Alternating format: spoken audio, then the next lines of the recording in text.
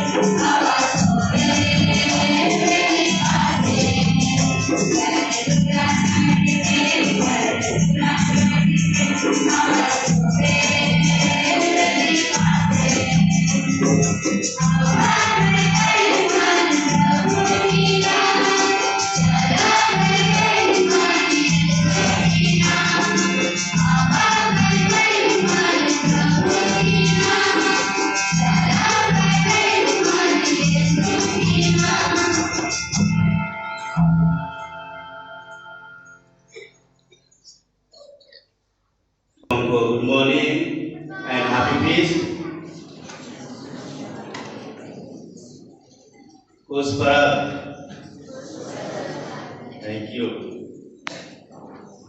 Pressed में सभी पुरोहितगण, sisters, brothers, teachers और हमारे सभी सहकर्मीगण और मेरे प्रिय छात्र छात्राओं, आज संत फ्रांसिस जेवियर का पर्व मनाने के लिए हम लोग यहाँ पर इकट्ठे हुए हैं। मैं हमारे यीशु समाज के फादरों की ओर से आप सबों का इस त्योहार में सम्मिलित होने के लिए, मिसा पूजा में सम्मिलित होने के लिए हार्दिक स्वागत करता हूं। आप सभी को यहाँ पर आमंत्रित हैं, सबों का स्वागत है। चलिए हम लोग इस त्योहार को बड़े धूमधाम से मनाएंगे और ये मिसा पूजा से हम लोग शुरुआत करते हैं। ईश्वर को हम लोग धन्यवाद देंगे। चलिए हम लोग खुशीपूर्वक इस बलिदान को, मिसा बलिदान को हम लोग शुरू करेंगे। पिता पुत्र पवित्र आत्मा के नाम पर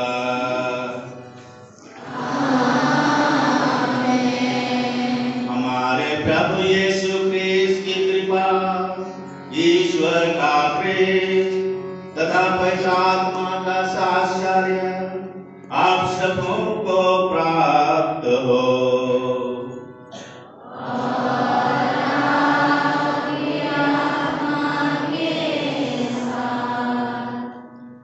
कृपया बैठ जाएंगे थोड़ी देर के लिए।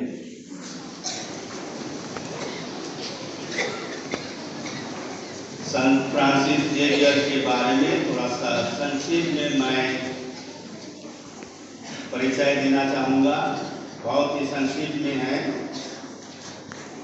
आज पूरी कैथोलिक कलीसिया, विशेष करके यीशु समाज के जितने भी पुरोहितगण हैं, जेसुइट फादर्स ब्रदर्स हैं और उनके साथ में जो भी काम करते हैं, सहयोगीगण हैं, कोवर्कर्स हैं और उनके संस्थान में पढ़ने वाले सभी विद्यार्थीगण भी इस त्योहार को बड़े धूमधाम से मना रहे हैं। हम लोग जानते हैं संत फ्रांसिस जेवियर का जन्म 7 अप्रैल 1506 को स्पेन के नॉर्वे राज्य के जेवियर किले में हुआ था। एक छोटा सा गांव में हुआ था।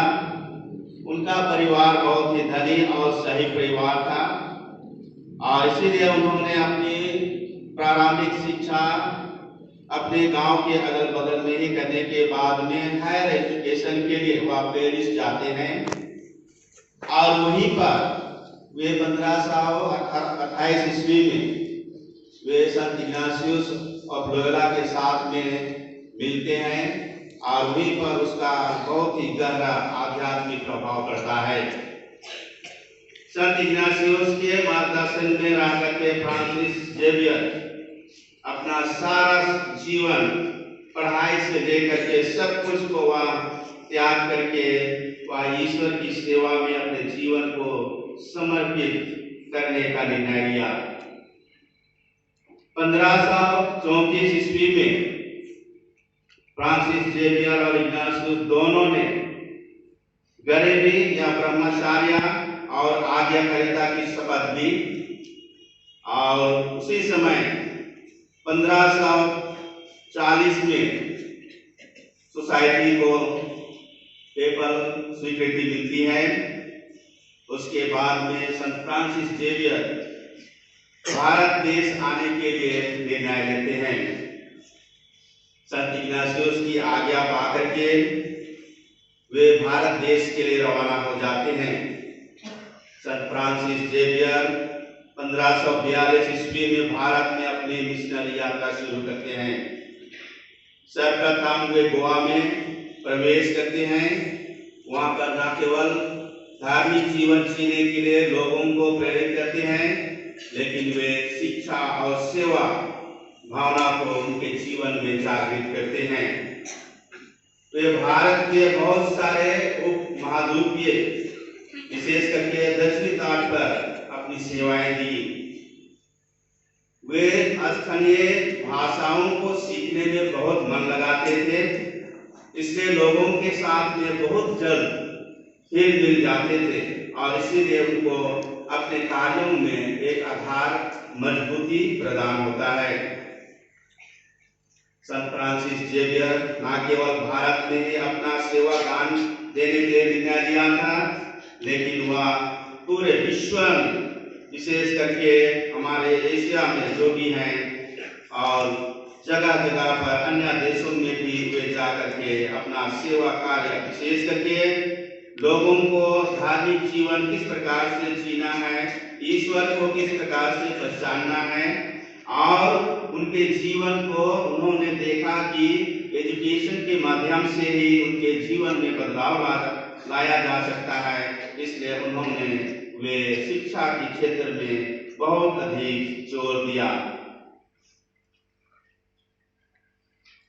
आज भी हमारे भारत देश में और अन्य देशों में भी जो भी कार्य किए हैं बहुत ही सराहनीय हैं, यादगार का चिन्ह है, जिसको हम लोग नहीं भूल सकते हैं। बहुत काम करने के बाद में जब वह एक बार जापान जाने की सोचते हैं और जापान जा करके वहाँ काम करते हैं, आते हैं, फिर वे 1552 ईस्वी में वह चीन जाने की योजना बनाते हैं और जब वे जाने लगते हैं, रास्ते में ही 3 दिसंबर 1592 को उनकी मृत्यु एक सामियन द्वीप करके एक महाद्वीप है, वहाँ पर उसकी मृत्यु हो जाती है और उस समय उसकी आयु मात्र 46 वर्ष थे। इतने कम उम्र में उन्होंने बहुत सारे जगहों में, विशेष करके हमारे भारत देश में दक्षिण से लेकर के यहाँ तक, हमारे यहाँ तक उन्होंने बहुत सारे सेवा के कार्य किए हैं। वे शिक्षा के माध्यम से लोगों के जीवन में परिवर्तन लाए हैं, जिसके लिए वे आज जाने जाते हैं। संत फ्रांसिस जेवियर ने अपने जीवन भर की मेहनत, संपूर्ण और उत्साह से न केवल वे लोगों को धार्मिक जीवन जीने के लिए काम किए, बल्कि समुदायों के जीवन को बदलने में भी बहुत बड़ा योगदान दिया है। इसलिए 1622 में उन्हें संत के रूप में सम्मानित किया गया और आज के दिन में 3 दिसंबर को यह दिन को मनाया जाता है। यह उसका जन्मदिन नहीं है, लेकिन उनके निधन, मृत्यु का दिन है, जिसको हम लोग बड़े धूमधाम से मना रहे हैं और मनाते हैं। चलिए हम लोग संत फ्रांसिस जेवियर का जो भी योगदान है समाज के लिए, देश के लिए, नेशन के लिए, उसका जीवन हमेशा सेवा में बीता, प्रेम में जीता और समर्पण जीवन में बीता। और हम लोगों को भी वे प्रेरित करते हैं कि हम लोग भी अपने जीवन में हमेशा सेवा, प्रेम और समर्पण के दिशा में हमेशा आगे बढ़ने के लिए वह प्रेरित करते हैं। चलिए हम लोग संत फ्रांसिस जेवियर के इस सुनहरे मौके पर, पर्व पर हम लोग उनके शुभ कार्यों को भी याद करेंगे। आज हम सभी को उनके ही छात्र छाया में शिक्षा ग्रहण कर रहे हैं। शिक्षा ग्रहण के साथ साथ हम लोग एक दिन सचमुच में संत फ्रांसिस जेवियर के मध्यस्थता द्वारा एक अच्छा नागरिक भी बनेंगे और समाज की सेवा जरूर करेंगे। आज हम लोग संत फ्रांसिस जेवियर से यही प्रार्थना करेंगे कि जो उत्साह, काम करने का उत्साह उनमें था, वही उत्साह हम लोगों के जीवन में भी रहे।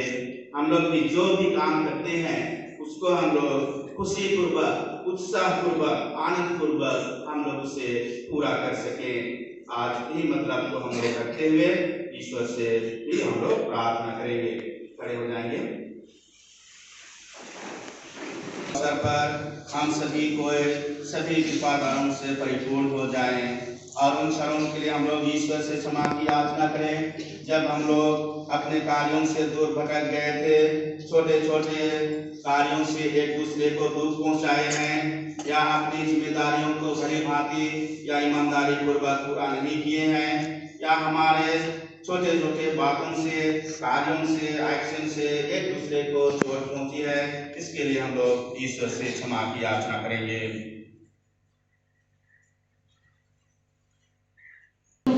कि मैंने मन, वचन और कर्म से तथा अपना कर्तव्य पूरा न करने से अपने कसूर से अपने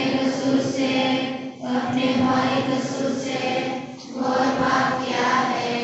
इसलिए मैं नित्य कुमारी धन्य मरियम से सब संतों और आप लोगों से हे भाई और बहनों विनती करती हूँ कि आप लोग मेरे लिए प्रभु ईश्वर से प्रार्थना करें। हम लोगों पर दया करे और हमारे पाप क्षमा कर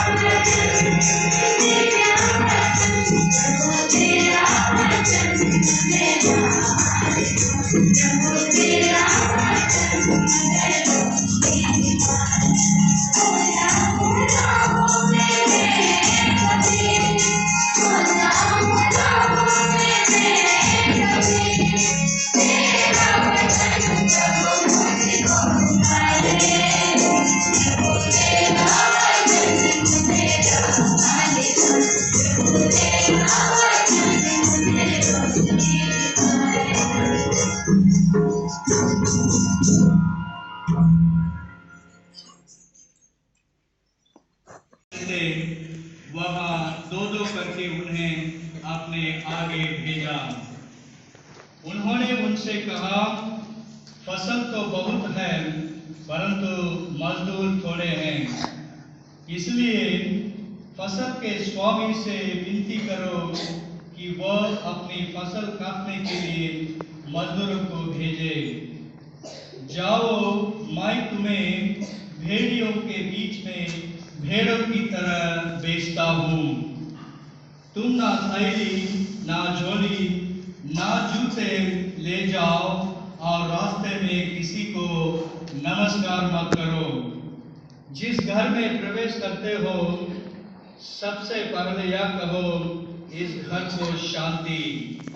यदि वहाँ शांति के योग्य कोई होगा तो तुम्हारी शांति उस पर ठहरेगी, नहीं तो वह तुम्हारे पास लौट आएगी।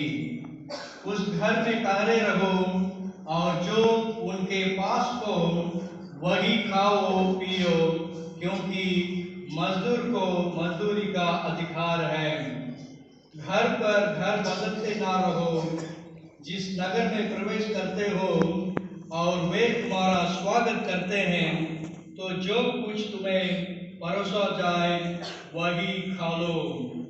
वहाँ के रोगियों को चंगा करो और उनसे कहो, ईश्वर का राज्य तुम्हारे निकट आ गया है। परंतु यदि किसी नगर में प्रवेश करते हो और वे तुम्हारा स्वागत नहीं करते, तो वहां के बाजारों में जाकर कहो, अपने पैरों में लगी तुम्हारे नगर की धूल तक हम तुम्हारे सामने झाड़ देते हैं। तब भी यह जान लो कि ईश्वर का राज्य आ गया है। मैं तुमसे कहता हूँ, न्याय के दिन उस नगर की दशा की अपेक्षा सदोम की दशा कभी अधिक सहनीय होगी। धिक्कार तुझे रे कोरोजन, धिक्कार तुझे रे बेथसाइदा। जो चमत्कार तुम में किए गए हैं, यदि वे तिरूस और सिदोन में किए गए होता, तब ना जाने कब से डांट बोलकर और बसम रमाकर उन्होंने पश्चाताप किया होता। इसलिए न्याय के दिन तुम्हारी दशा की अपेक्षा तिरूस और सीदोन की दशा कहीं अधिक सहनीय होगी। और तू रे कफरनहूम, क्या तू स्वर्ग तक ऊंचा उठाया जाएगा? नहीं, तू अधोलोक तक नीचे गिर दिया जाएगा। जो तुम्हारी सुनता है वह मेरी सुनता है, और जो तुम्हारा तिरस्कार करता है वह मेरा तिरस्कार करता है।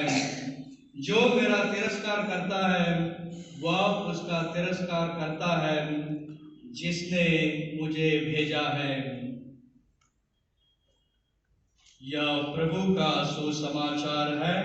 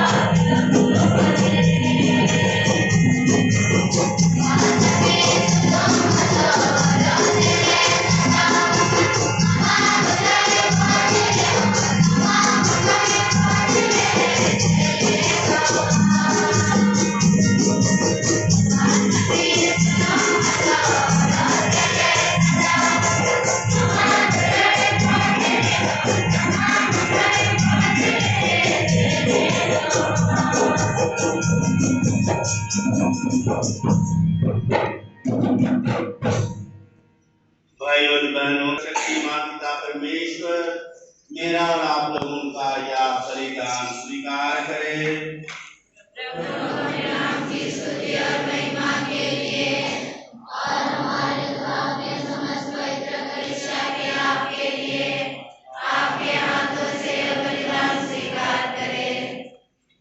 हे प्रभु, हमारे इन दानों को ग्रहण कर इन्हें हम संत फ्रांसिस जेवियर के पर्व दिवस पर तुझे चढ़ा रहे हैं। आत्माओं की मुक्ति के लिए लालायित होकर उन्होंने सुदूर देशों की यात्रा की। ऐसे कृपा कर कि हम भी सुसमाचार के समर्थ साक्षी बने और अपने भाई-बहनों के साथ उत्सुकता पूर्वक तेरी ओर बढ़ते जाएं, हमारे प्रभु क्रिस्त के द्वारा। प्रभु आप लोगों के साथ हो।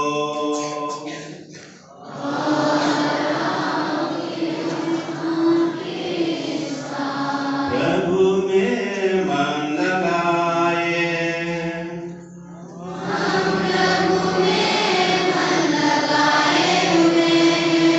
हम अपने प्रभु ईश्वर को धन्यवाद दें।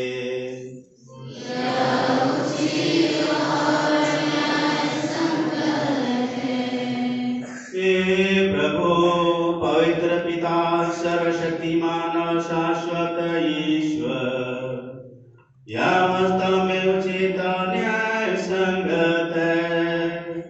हमारा कर्तव्य तथा कल्याण है कि हम सदा सर्वत्र तुझे धन्यवाद दें। तो संत फ्रांसिस जेवियर के अद्भुत शिक्षा द्वारा अपनी कलीसिया को नित्य नई प्रेरणा और शांति प्रदान करता है और हमें अपने प्रेम का सुनिश्चित प्रमाण देता है। तो उन्हें हमारे देश की कलीसिया में दिव्य जीवन की नई धारा प्रवाहित करने के लिए उन्हें पूर्व देशों में सुसमाचार प्रचार करने के लिए भेजा। उनके महान आदर्शों से हम प्रोत्साहन पाते रहे और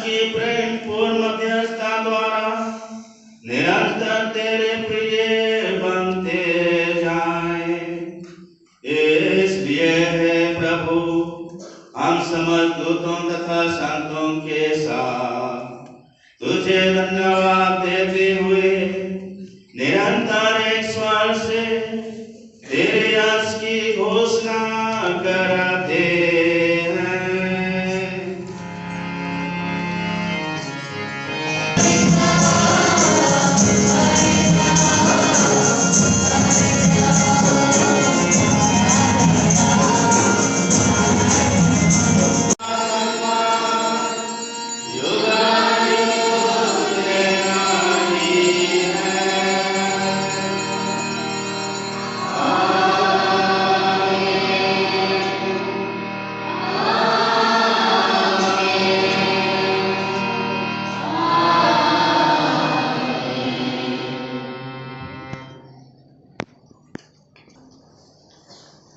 हम सब मिलकर पिता परमेश्वर से प्रार्थना करें, जिसे प्रभु यीशु क्रिस्त ने हमें सिखलाया है।